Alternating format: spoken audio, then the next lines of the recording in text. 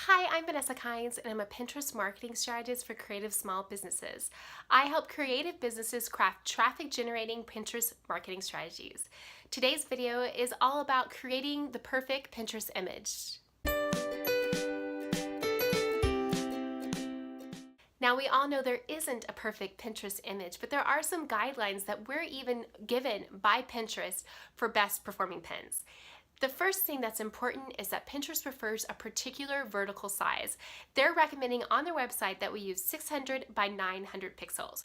You can even go up to 600 by 1500 pixels, but keep in mind that the longer is not necessarily better.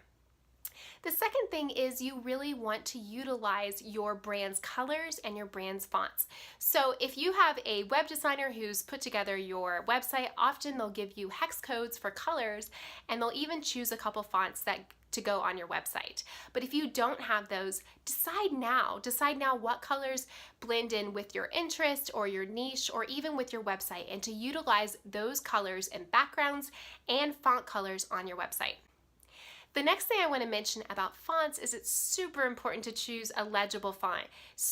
Beautiful handwriting scripts and fonts are wonderful, but they're not ideal for pins. I like to use Laura and Montserrat, and both those are super easy to read on a pin. The next step is to make sure you have some kind of text overlay on your pin.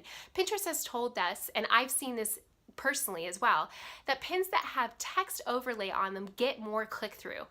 A pin that has a beautiful image on it is often saved, but saving is great, but really what we want is to drive people back to our site so we can get them to join our email list. So make sure you're using a text overlay with an enticing offer or some kind of call to action that encourages people to click.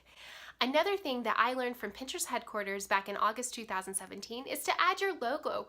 Go ahead and brand your pins with your logo either in the bottom center or in the bottom left or right corners. By doing this, you're making it a little bit more difficult for people to steal your pin images, though I will say it still happens. But also by doing this, you're creating a brand awareness so that people will begin to recognize your pins as belonging to your brand. And my last tip for you is to use a template. You can purchase templates on Creative Market.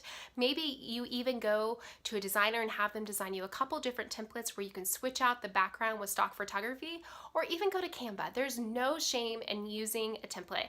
I am not a graphic artist. I'm a Pinterest marketing strategist, but I do want beautiful pins. So I've utilized a combination of Canva and different templates to create a look for my pins.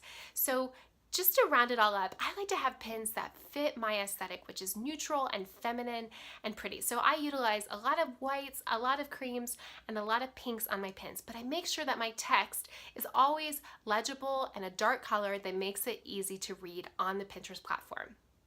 So there you have it. Those are some of my favorite tips for designing your pins to use on Pinterest.